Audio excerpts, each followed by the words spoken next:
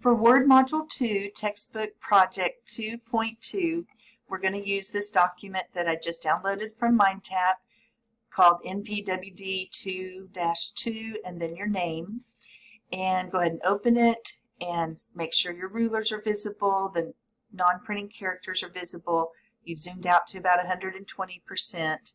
And then let's save our document with File, Save As, find a location, and we will save this one as NPWD2 underscore Hamilton and then underscore your name. And click Save, and we're ready to start. We're going to format this document to fit MLA style, and we'll start by selecting everything in the document. We can do that quickly by pressing Control-A on the keyboard. You also have a select button up here in your home ribbon that would let you select all. And once everything is selected, we will first set the line spacing to double spacing, and we do that in the paragraph group of the home ribbon with this line and paragraph spacing button. Change it to 2.0. With everything still selected, we want to go back to this line and paragraph spacing button and remove space after paragraph. We also want to keep everything selected and change the font size to 12. And we can just use that increase font size once to change it to 12. Now we want to change Sabrina's name in this first paragraph to your name. So select her name and type your name, not my name, but your name. And then we're ready to indent the paragraphs. You'll notice there's several paragraphs here that we can see end in paragraph marks, and we want to indent all of the body paragraphs, but not these heading paragraphs. So we'll have to look for these short lines like this. That's a heading. We don't want to indent that one. To indent a paragraph, you can click at the beginning of the paragraph, and we're going to use these markers on the ruler.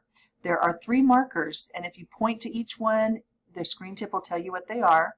There's a first line indent marker, there's a hanging indent marker, and then a left indent marker. There's also a marker over here on the right for a right indent. We're going to use this top marker, the first line indent, and drag it in by 1/2 inch. And that sets an indent for this paragraph.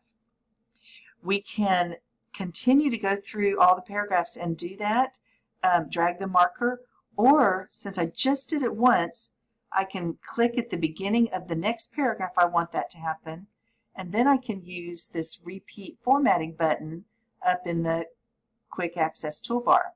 And notice it also has a screen tip shortcut of Control-Y. So I can click in the second paragraph and do the repeat button or Control-Y, and that will work as long as you don't do anything else.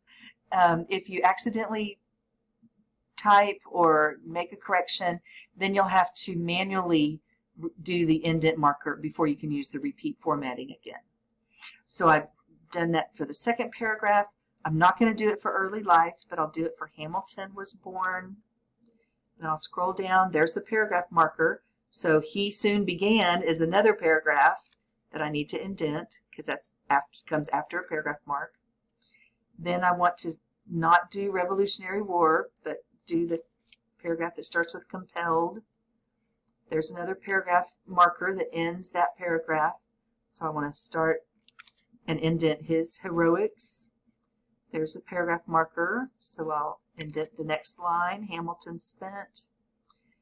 I don't want to indent Federalist Papers, that's a heading, but I'll indent the one after that. Not building a new economy, but the one after that. And then there's a paragraph marker right before in 1791, so I want to be sure and indent that last paragraph. All right, so then we'll scroll back up to the top, and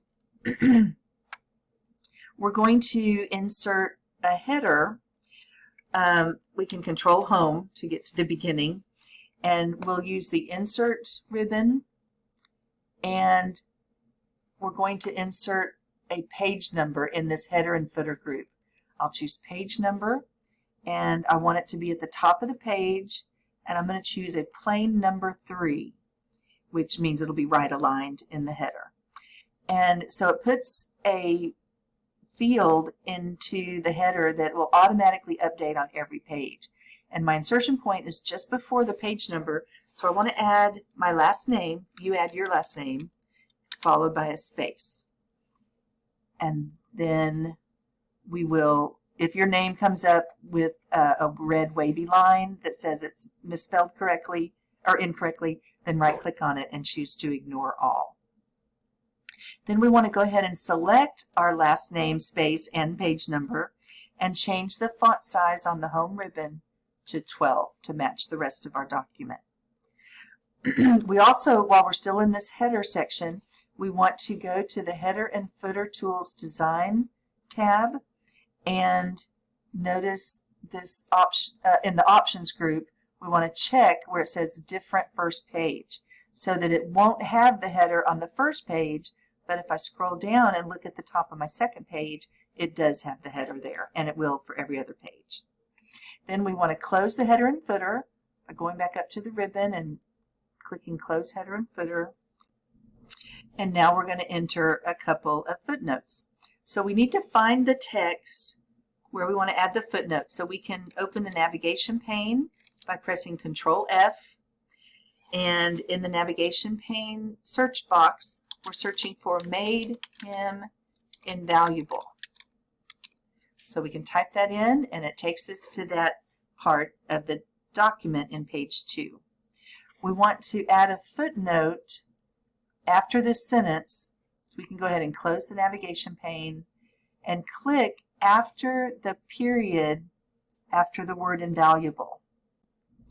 Then go up to your References tab and look in the Footnotes group. This is where you can insert footnotes and endnotes. Be sure you use a footnote.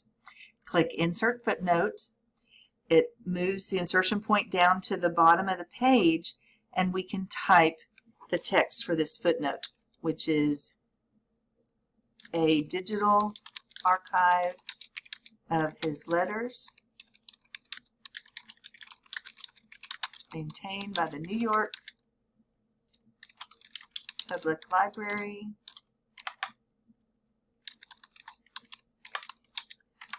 testifies to his excellent handwriting. And be sure and put the period at the end since it is a sentence, but don't press enter after that. Then we're going to scroll up to the top of this page, still on page 2, and in the third line, right after the sentence ending in New York to be educated, we're going to click after that period, and we're going to insert another footnote. So we'll go back to References, click Insert Footnote. Now notice it puts the new footnote above the second one because the text we're footnoting comes before the text we footnoted before. So down at the bottom, next to the new number 1, we'll add the text for this second footnote. The letter impressed a local newspaper owner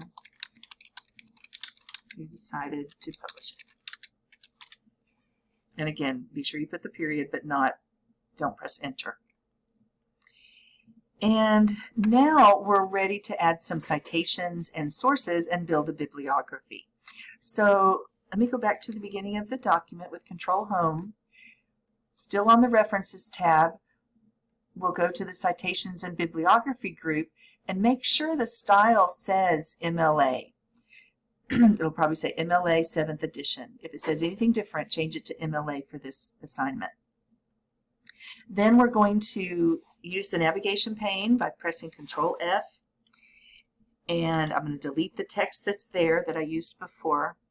And this time I'm looking for the word however, comma, as at least, and I don't necessarily have to type the whole thing. As soon as it finds what I've been typing, I can click on that and it will take me there.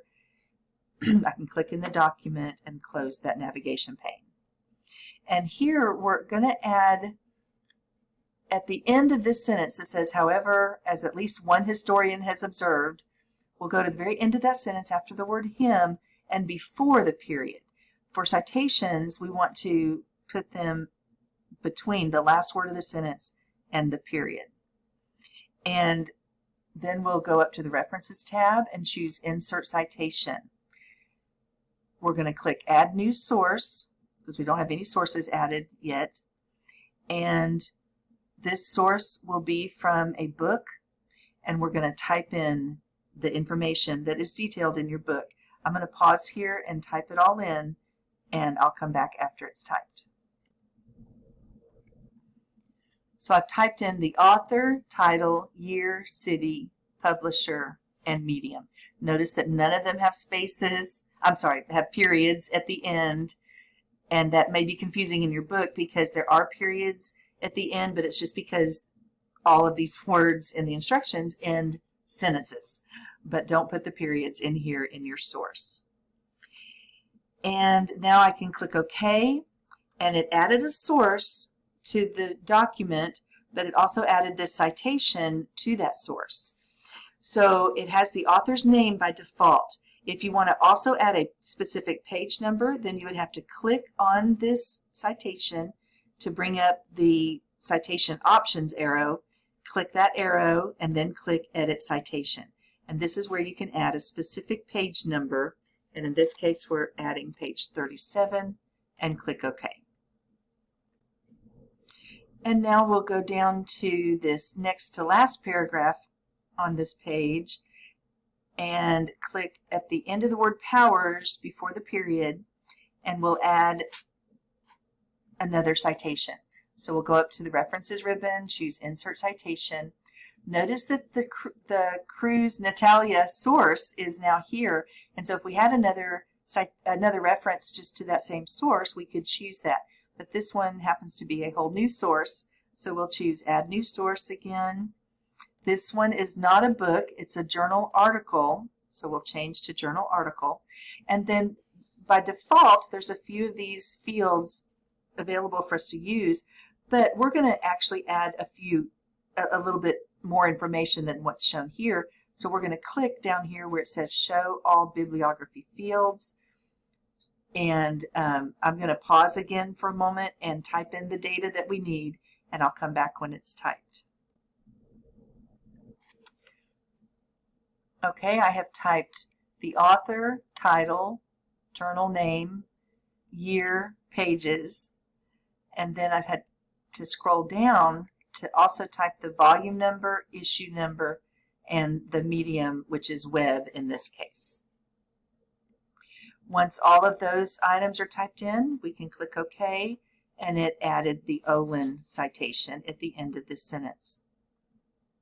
But notice at the beginning of this sentence, it says, according to historian Jeffrey Olin. When you refer to the author in the text itself, you don't need to have the name listed here in the citation. So we will edit this by clicking the arrow and then clicking Edit Citation. We will add a page number that it's referring to, page 142, but we want to suppress the author so it won't show up anymore. And whenever you suppress the author, you also have to suppress the title. Otherwise, it will show the title instead of the author. And so make sure both of those things are checked and click OK, and you can see that the citation changed to just the page number. Now we will go to the end of the document and click just after the 1811 before the period, and we're going to add one more citation to the Jeffrey Olin source. So we'll go up to the References ribbon, click Insert Citation, but since it's to the same journal article that Olin wrote, we'll just select him, and it puts Olin in as the citation. It may take longer for this document to be completed. Usually there's more citations and more sources, but assuming that we're done, we're going to go to the end of this document. I pressed Control End and it just moved me to the end of the period. And we're going to add a new page for our bibliography. So to add a new page, you can go to the layout ribbon and go to breaks and add a page break. And it starts a new page. We can scroll down to where we can see. And this is where we're going to add our bibliography. We do that by going to the References tab.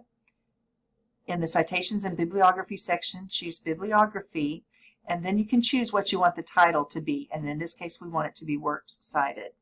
So it creates the bibliography with the two sources that we entered. And we notice a misspelling with Kruse. It really should be K-R-U-S-E. So when you have a misspelling like that, you have to go back and edit your source. You can do that in a couple of ways. We're going to do it by going back to the top of page 3 and finding this Kruse citation, and we'll click it, click the arrow next to it, and choose to edit the source in this case. And it brings up the source for Natalia Kruse.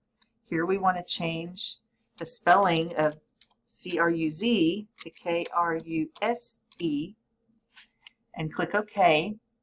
And then it says that it exists in our master list and our document. Do we want to change it everywhere? And we say yes, and it makes sure that it gets updated where it needs to.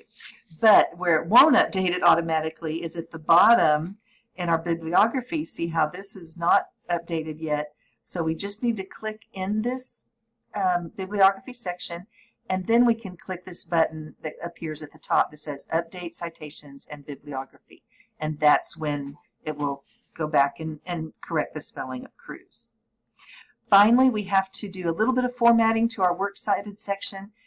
First, we have to remove any style that's been added to the Works Cited title, and we can do that by going back to the Home ribbon and just setting it to normal. That removes any other style applied to it. And with it in the normal style, we want to also center that title. Then we want to select everything that's in this box, just drag across it to select it, and change the font size to 12. Use the paragraph line and spacing options to change it to double space, and then one more time to remove space after paragraph. And that's all for this document.